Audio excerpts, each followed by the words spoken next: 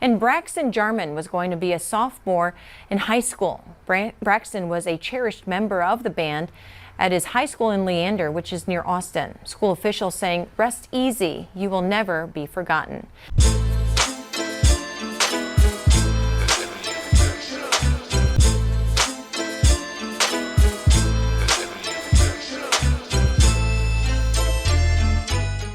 What up with y'all, man? It's Mr. Zach, and I'm back with another one.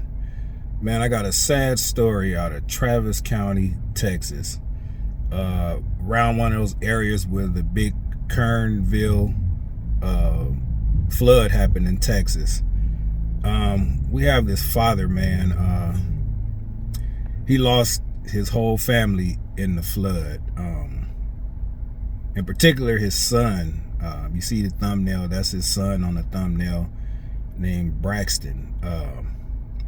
He tells a heartbreaking story of Braxton and his family's last moment here on earth.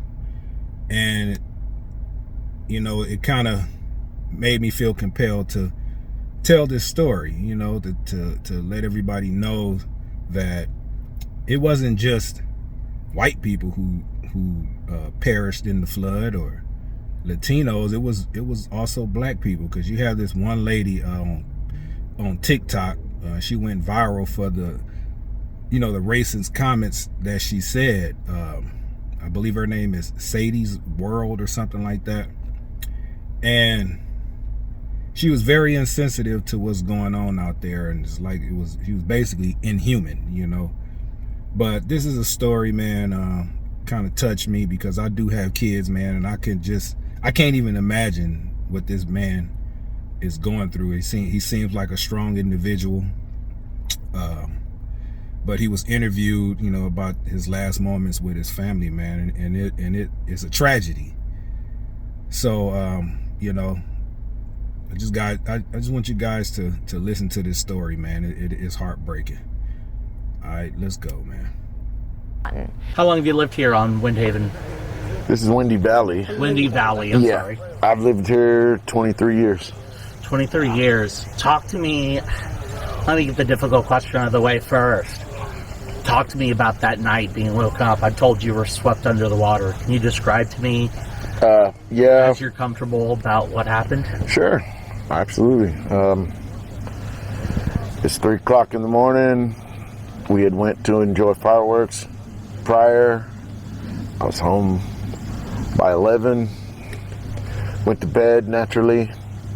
I had a friend text me at 45 after. I was already asleep.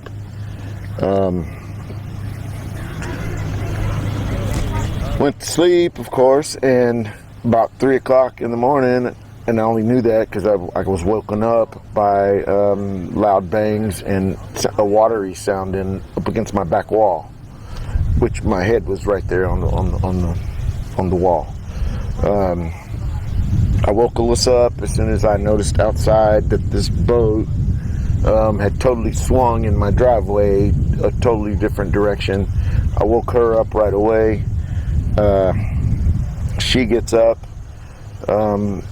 manages to round up a couple dogs that we had in the house. We get them in the room, and just about that time the kids come into the room, and there's really no time to make it a plan that that could have happened, but there was no time. I had debris flowing by the front of my house, which shouldn't be. In the back I have a creek, but there shouldn't be debris flying, trees, everything.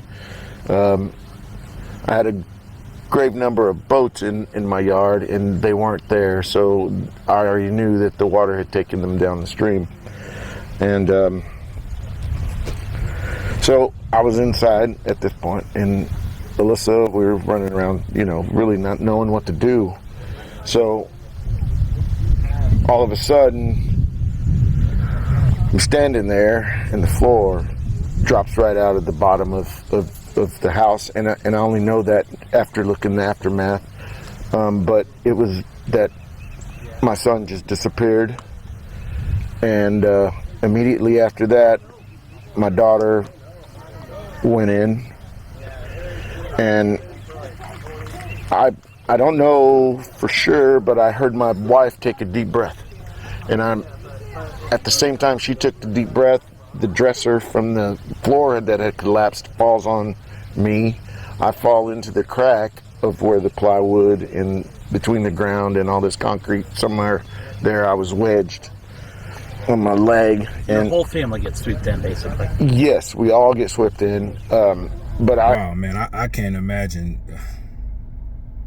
That's just crazy. You hear it 1 minute and you go on the next, man. He said the floor just fell out from up under them, man. And Braxton went first, then the daughter, and then I believe he said his wife went next, and then he went falling down into that crack as far as the hole that was made by the water, gushing through the house.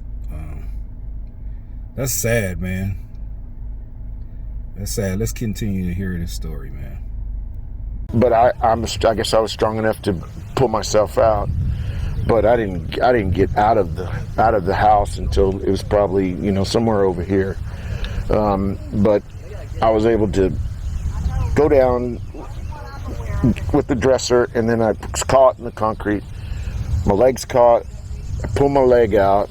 I swim up, and there's no air in the room. There's just a little bit of where I could see, So I punch a hole in the ceiling, and enough to where I could get some, I could get my head up in there and get some air. And I go back down, and when I went back down and come back up, the house had split apart.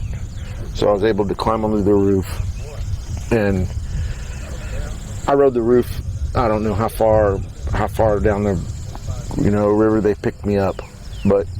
And so your son has been found. How's he doing?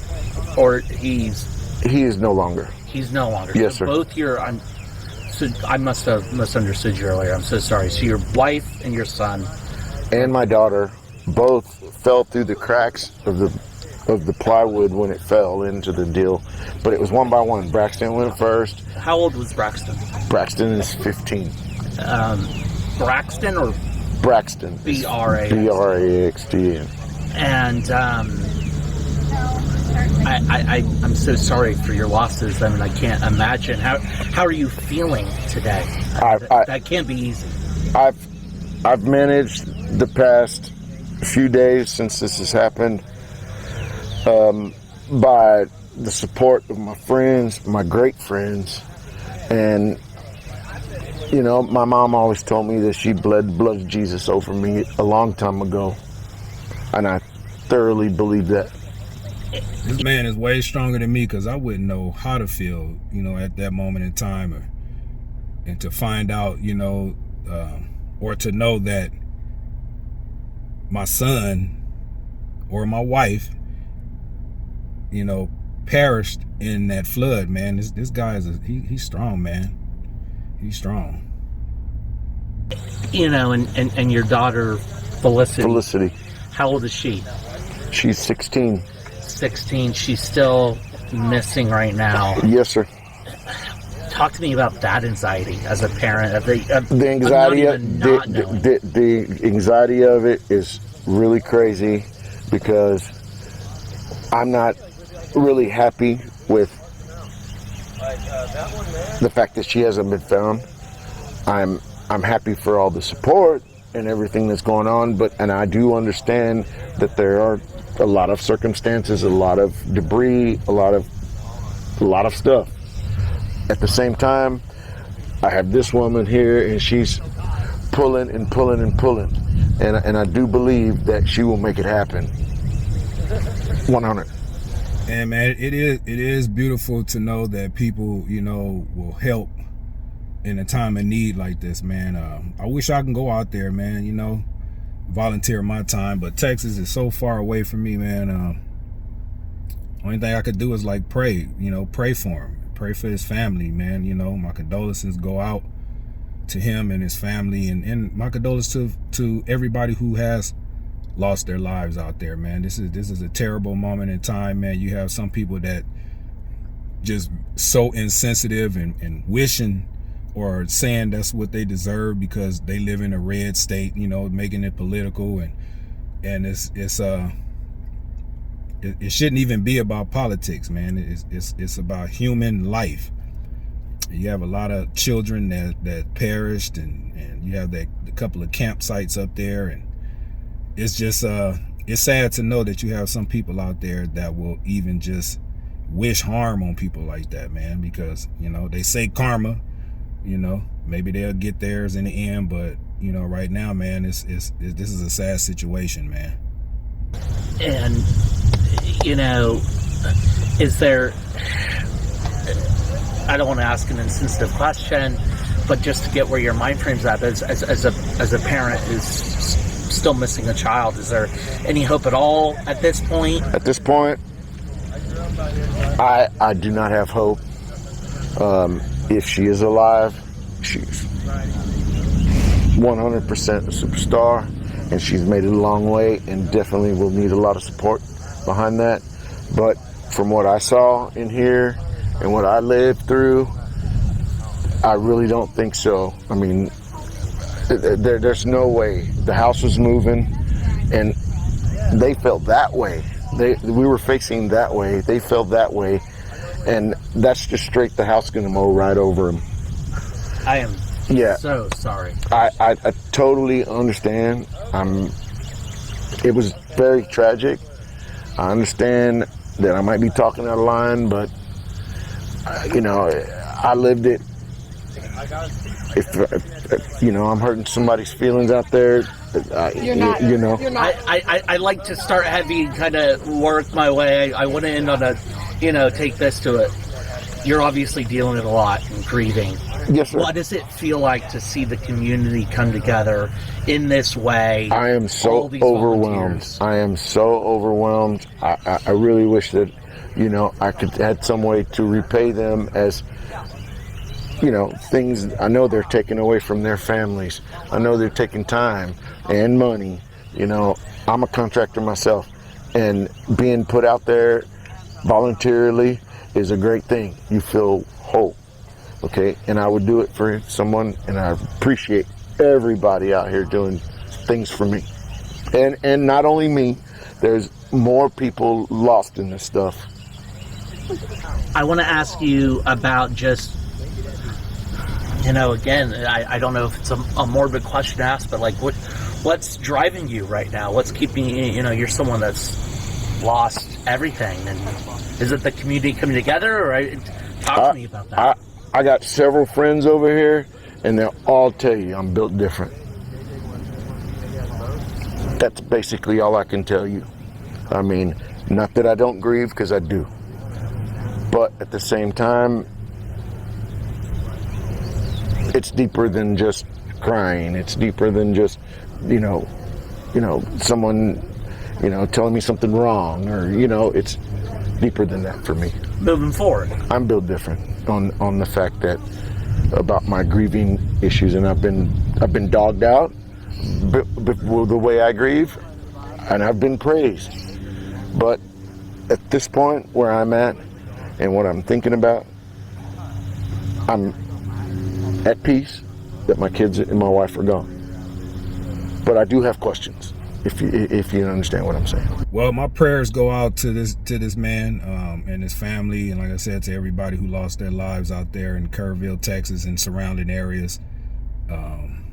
You know, we gotta do better, man, when it comes to situations like this. You know, all politics aside, all skin color aside, you know, we're one race, man. We're the human race, and we have to have compassion for people who have lost everything, man. Their family. You have one survivor. You have some people saving their family, and they end up perishing in the flood. It's a lot of terrible and sad stories, man. But this was just one that came across my timeline, man, and it touched me. You know what I'm saying? It's crazy. I wouldn't wish this on nobody. This is a strong individual, man. He lost his wife and his 2 kids. Well, his wife and his son, he's still waiting and hoping, you know, that his daughter pulled through. If she did, like he says, she's a rock star, man. She's a survivor. You know, I pray that she, you know, that they do find her. But all in all said, man, like I said, we got to do better, man. this was a natural disaster and had nothing to do with global warming or Trump or anything like that, man. If God says time, it's time, you know, the bottom line.